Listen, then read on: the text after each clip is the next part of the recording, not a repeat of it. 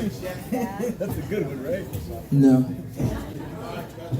Listen, let me do this. I'm not the only one, right?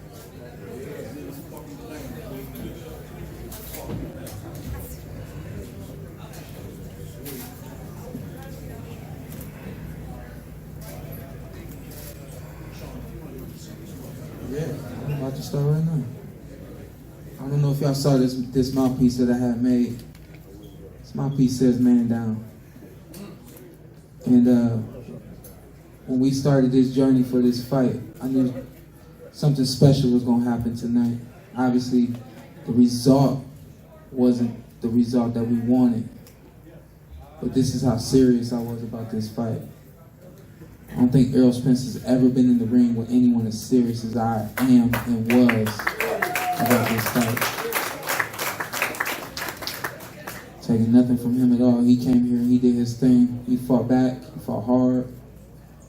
But I just want y'all to know, a lot of people out there say he was the boogeyman. A lot of people out there said I couldn't take his punches. He was too big. He was too long. And the list goes on from there.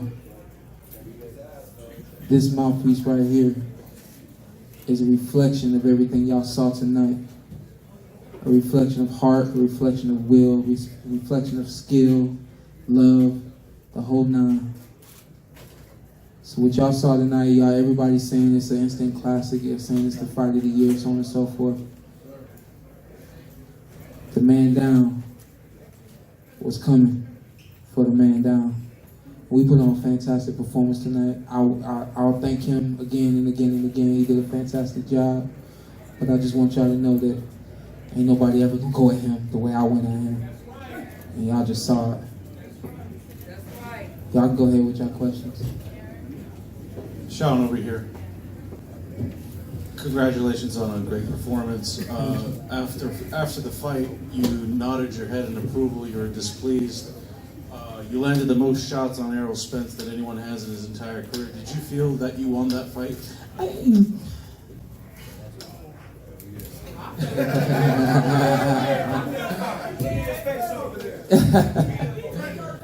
Listen, I'm gonna be myself, and myself says, you know, when I don't win, I can't hang my head. When I don't win, I can't make excuses. This was a fantastic fight tonight. You know, I definitely have to take a look back. I felt comfortable a majority of the rounds. Really, the one round I didn't feel comfortable in, obviously, was the round my hand touched the canvas.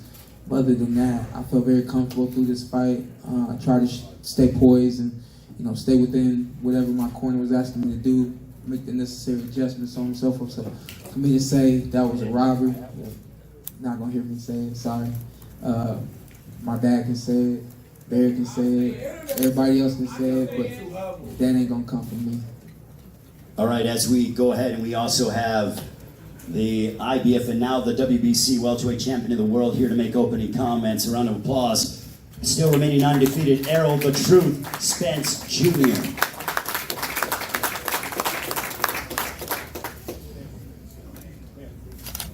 I'll have a question, one for Errol, one for Shawn. Errol, how tough was that fight physically? Was that the toughest fight you've ever had? And then I guess Kenny and Shawn, for you, do you think you'll ever get the rematch?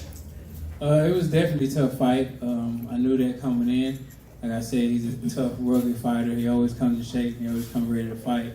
And that's what I was looking for. Shawn, Kenny? You know what? I'm gonna let my dad answer that. You know, I'm fighting who they tell me to fight. We want all the rematches. Errol's a great fighter. And, you know, these guys need each other to be great. He moves on to the next one. And I expect him fully to be successful as he moves on to the next guy he fights. But all these guys need to fight each other. And I don't think it's not over. There's another great fight in Shawn, more great fights in Shawn. So, you know, Errol, congratulations. Derek, congratulations. Mrs. Spence, congratulations. They did a hell of a job, and then they move on to the next one. Right here, Errol. Right here. Congratulations on the victory. My question for you is, when you scored the knockdown, it was seemingly a very close fight up to that point. Did you feel like that gave you a little bit of breathing room And then when you heard Jimmy Lennon say split decision in your heart, did you feel like you were the winner, or that maybe it might go Shawn's way? I felt like I won. Like I said, it was a tough fight. And then when I got the knockdown, well, I initially went in to try to, score the knockout. Like I said, if I get him hurt, I'm trying to jump on him. But like I said, he has a lot of heart. And he always comes to fight. He's a true warrior. And, he came back swinging. So, I didn't expect nothing less for him just to stand his ground and try to fight back after I hurt him and scored the knockout. Other question for you is, Shawn seemed like his game plan was just to try to make that fight for 12 rounds in your chest and not allow you to use your length and your size advantage. Is that what you felt like was happening? And were you trying to use your length and your jab and just got sucked into that kind of battle? Or explain how that played out in your mind. I'm a naturally aggressive fighter. I think, the Mikey Garcia fight I showed, some boxing things like that. But usually my fights, I'm moving forward and I'm stepping forward. And, Shawn's, he's awkward like that. He's a guy that's awkward. Like I said, he try to make you uncomfortable in the ring. So a lot of times I feel like I'm a good inside fighter. So, the fight happened on the inside, and I feel like I did very well fighting on the inside. Errol, back here in the right, to your right. My question for you is, half of your shots, more than half of your shots were body shots. Did you feel like your body attack was wearing Shawn down and had an impact on him as the fight went on? I feel like it had an impact, but like I said, Shawn always come in shape. So I think his second win kicked in a little bit later. But I definitely think it had an impact, and that's just my whole game anyway. I've always been a body puncher. Most of our stoppages were to the body, so that's just been my whole game plan. Even as an amateur, I was scoring body shot, knockdown. So that's what I've always been doing. And then, Shawn, for you, when you saw, if you would have known going into this fight that you were able to be in his chest the way you were, would you have felt like that would have been a win for you if you would have known for 12 rounds you were on top of him as much as you were? No, I think we came in with a good game plan. My dad actually wanted me to, start out boxing him from the outside. I think that was working. And then, he said, take advantage when when he's close to the ropes, things like that. So I think the fight played out, I would say about 90% the way we expected it to, wanted it to. I think the skills are a little bit better than he thought they was. What you think? Yeah, I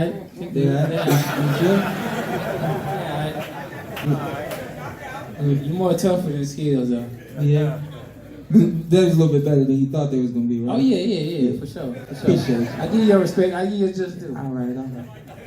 Fight over it now, so I can give you your just due. Very classy guy. Question for Errol. Congrats on the victory. Danny Garcia stepped into the ring during your interview. Is that the fight you expect next? And if not, who do you want? I don't know. Like I said, tables turn. I've been calling out Danny and Alden for a long time. And, now they step in the ring trying to fight me. So we'll see. I mean, we're going to go and look and see who the next good available opponent. If I can't get, Pacquiao or, nothing happens with Terrence or anybody else, then we'll fight Danny Garcia. So, I mean, it doesn't matter. I think me and Shawn had a great fight. So, we might can do that again. We'll see what happens. As the lone unified title holder in the division, though, you're the guy calling the shots, right? Definitely, I'm a big fish. I'm a shot caller now. So even if I get a fight I can move up to 54 and fight, Julian Williams or somebody like that. So, I mean, it really don't matter. I go up or down. Shawn, for you, congratulations on the performance. I know it wasn't the result you wanted, but do you feel like this was the best performance of your career? Because that's what everyone's saying. I've been hearing that. I think so. I think, at least that was what we were going for. We were going for, the best night of our lives. And I still feel fantastic. I felt fantastic the whole way. And, for us to come up a little short, split decision, not exactly what I expected. I wanted to hand this man his first O. And, But if not rematch, you've wanted Manny Pacquiao for a long time. yeah. Why not now? We'll see. We'll see what happens. We both were going for Manny. I don't know if Manny's the one making that decision there, but I hope he's going to consider me. I think that still would be a fantastic fight for me and the world. Errol, right here. When did you know? I mean, it seemed like you played into Shawn's fight plan. When did you know that it was going to be more of what Shawn wanted to do tonight? And then, secondly, how much satisfaction do you take from the fact that it was this type of fight that you won? I don't think I played in the Shawn game plan because I said throughout this whole, tour and through the whole training camp that, I was going to try to get the knockout, and that's what I try to do. But, Shawn's tough, he's a real competitor and have a ton of heart. So even if I did hurt him, he'll come back with shots, So, I tried to do it, but it just didn't happen. Any satisfaction you take from winning the fight? Oh, definitely. I think, it was a lot of questions. I think Shawn, they can't question, that I've never been tested before, or I've never been hit with a great shot before, I've never been uncomfortable before. And I think it showed a lot that, I'm a real dog, and I do have a lot of grit, and I do have a lot of ability to, withstand a shot, take a shot, and give a couple back.